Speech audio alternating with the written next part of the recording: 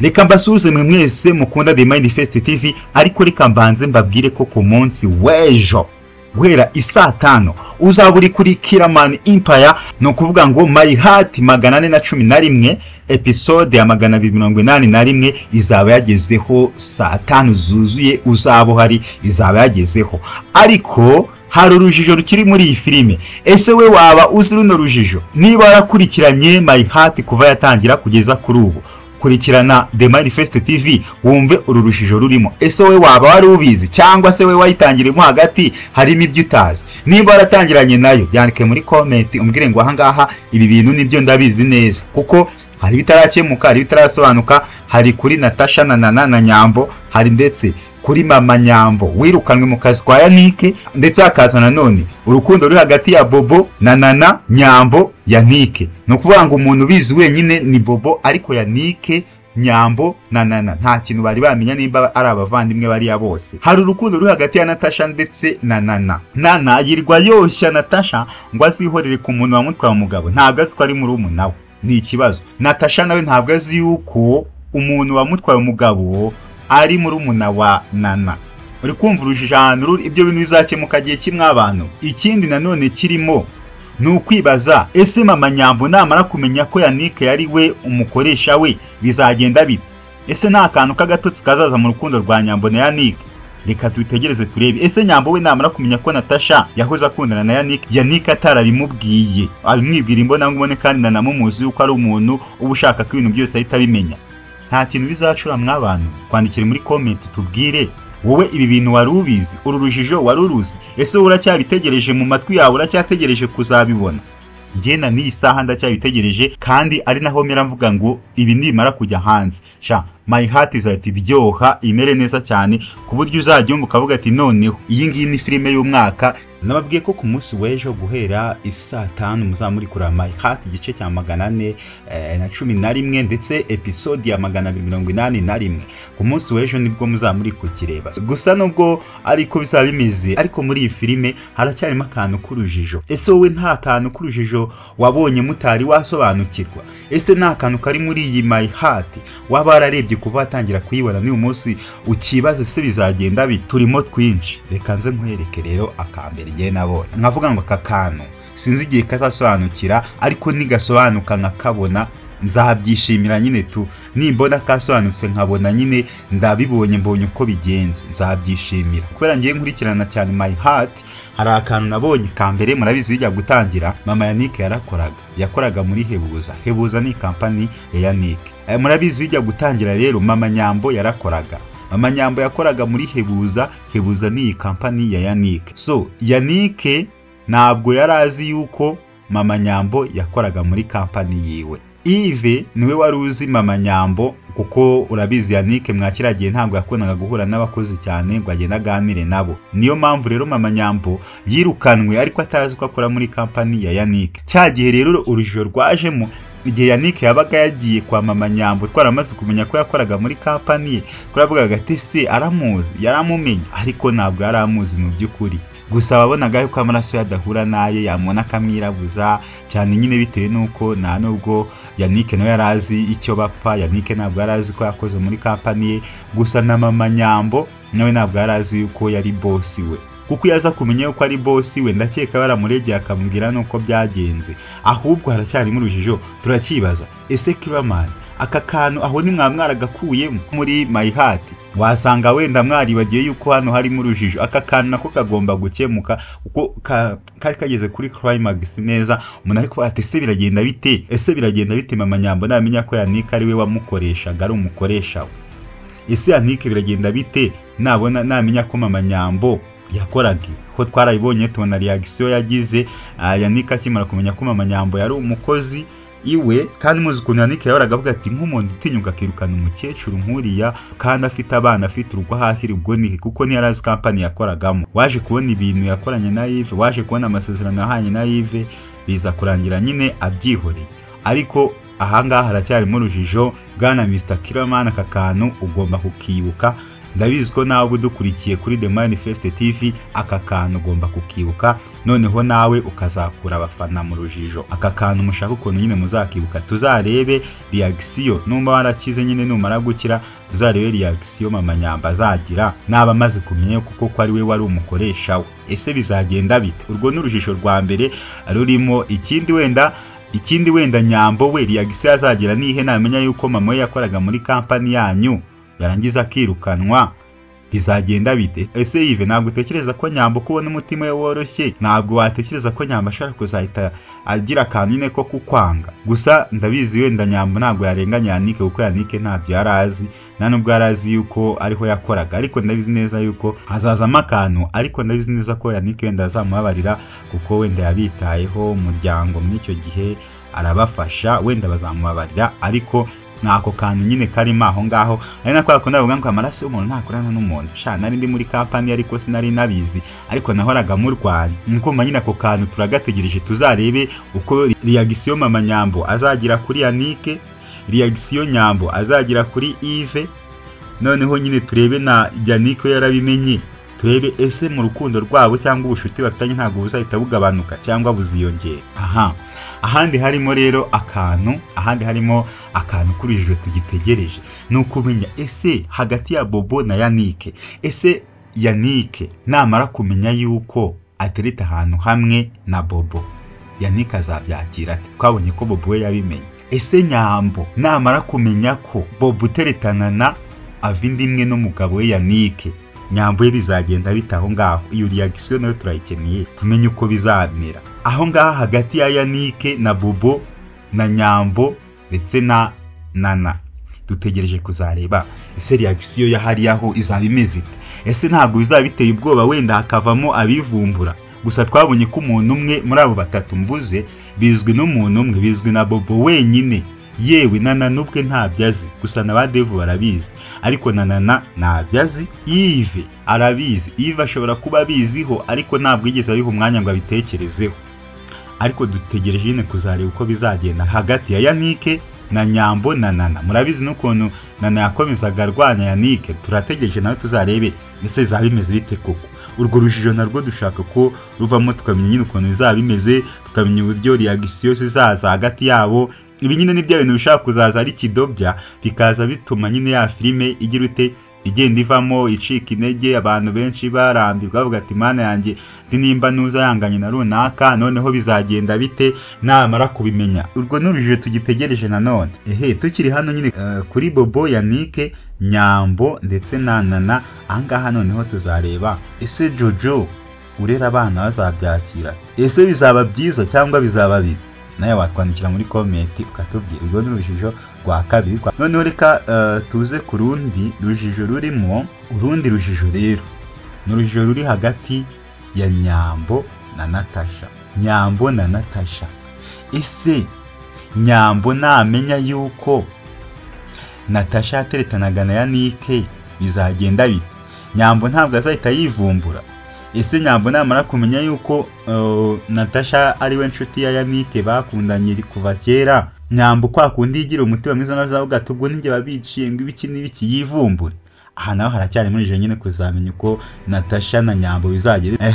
Kuri Nana noneho, ese Natasha namenya ko Nana avinimwe na Nyambo bizagenda bite? Ese Nana we namenya ko Natasha ari we Yannick yateretaga, Nana yarakomezaga agira inama zo kurwanya uwo muntu wamutwaye umugabo, Nana azifata ate?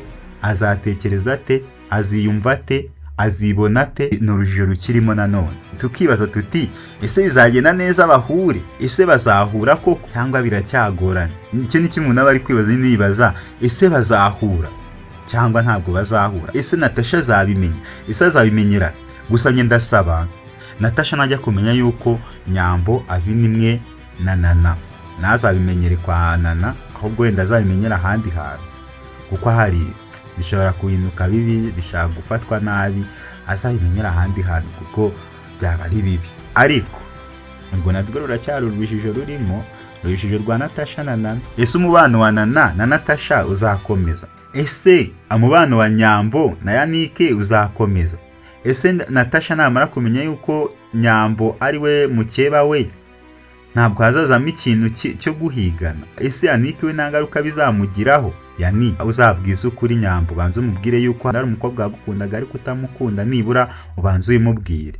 Ubundi bintu naho bizagenda neza. Ubwo rero niko Urujijo rukiri muri iyi filime dutegereje tukabata ese bizagenda bite. Urundi Urujijo ruri rwo wenda ni ruriya rwa vuba rwo gutekereza ati ese uriya muhungu uvuye hanze ngo araje ngo aje gutereta Benita, bizagenda bite? Se azamukunda? Ariko muzakiremo nyine uriya muhungu azayigize umuntu wa danje, gira umuntu urenze, nta kintu abavugisha, nta kintu avugana na Navi, nyine abereka yuko abarenze, nta kintu bavugana, ku buryo nyine azabona yuko kuba yaranze Dave, avuga ko Dave akinnye kandi ari umuturanyi we kandi ari n'inshuti ye, abone yuko nyine ibyo bintu yari ari mu mafuti, abone ko ari mu makosa. Nako kantu nako karakenewe kugira ngo tuzarebe nyine uko bizaba bimeze. Urundi Urujijo rurimo rwo wenda tuzatugenda turubona. Urwo Urujijo nari mbabwiye ni rwanda rwakira n'uyu munsi tukibaza tuti ese hano bizagenda bite? Ese bizagenda bite? Urundi Urujijo nanone rurimo narwo ruzakemuka wenda mu gihe kizaza, no kwibaza ese papa Natasha ko akomeje guhisha yuko Scott ari umwana we, nibizageraho bigaragara mama Natasha akamenya ko Scott ari umwana wa papa Natasha, bizagenda bite? Aho ho ntibizaba ibibazo mw'abantu, aho ntibizagorana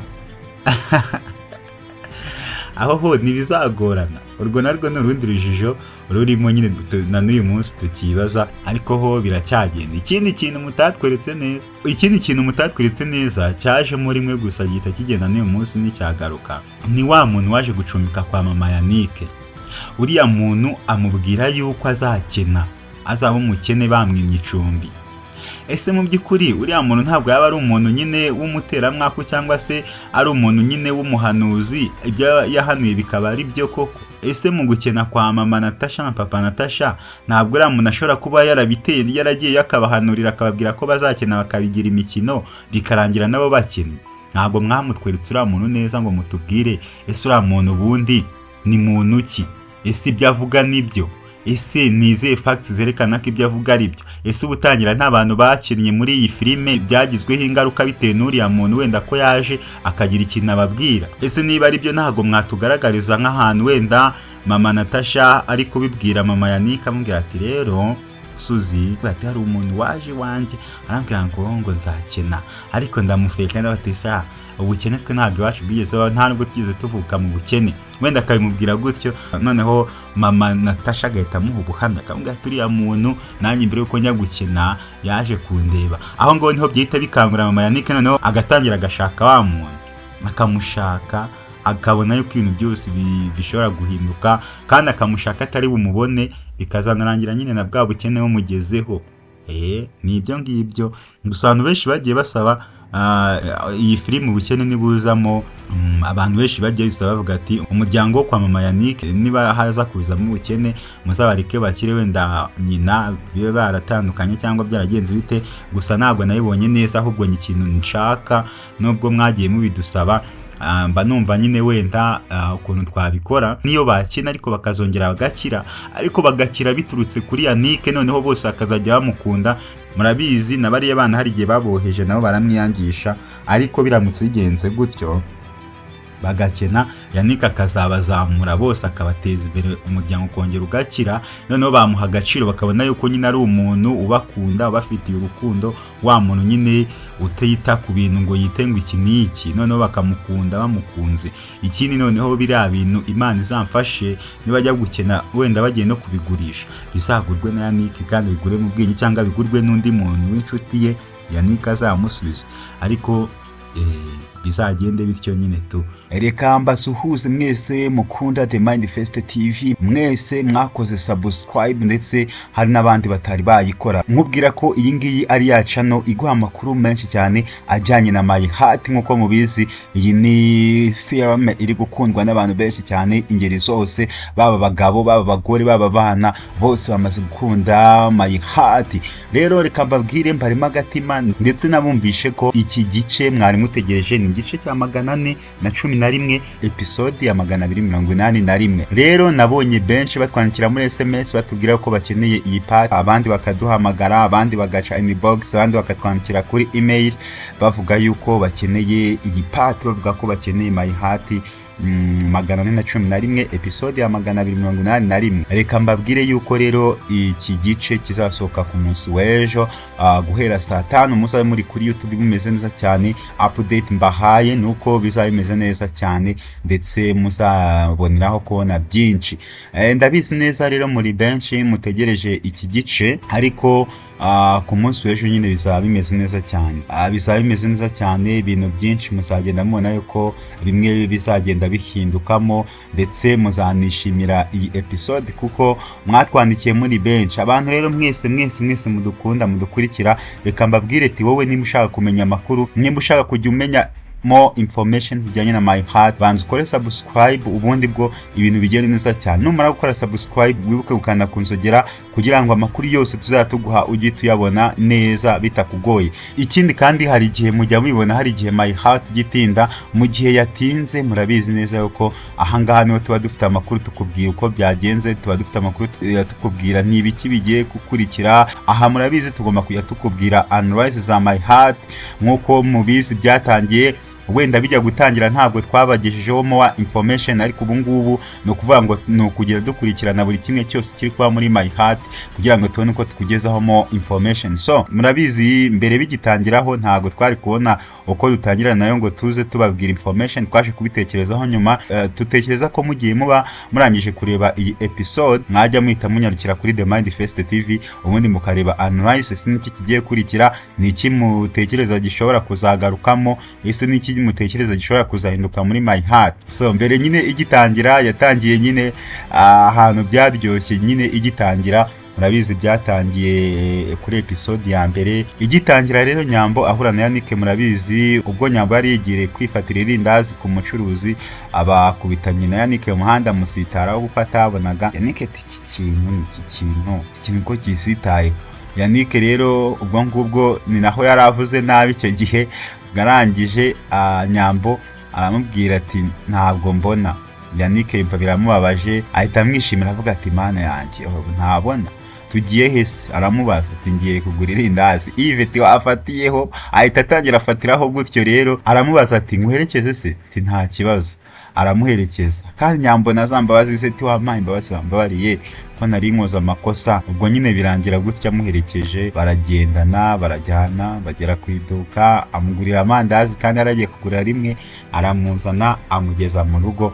Yannick afatiraho gutyo. Filimi none itangira yaryo, ni nabwo yamusohokanye muribuka, amujyana mu hoteli hariya ku Marangi Nyamirambo. Arangije amugurira buri kimwe cyose. Nyambo rero aho niho atangiye yiyumvamo nawe ko ari umuntu, ubundi ibintu bitangira biryoha muri My Heart, ibintu bitangira neza cyane. Ubundi batashyize kubitana na Cyansabi, nacyo cyagije mu mujyi ngo kije kureba umuntu ariko cyamubuze.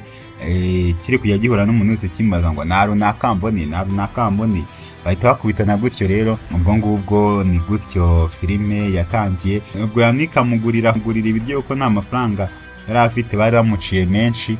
Ubwo ngubwo rero Nsabi bahita bamenyana, ahita yaka Yannick akazi. Ese ubundi wandeme ukanyera n'akazi boss we? Ati nta mafaranga afite. Murabizi Yannick yari yarigize umukene, adashaka kugaragaza ko ari umukire, avuga ko ari umuyedi. Ubwo murabizi Yannick yaje no kuganira na Nyambo, amaze se iki kintu cyatuma wishima?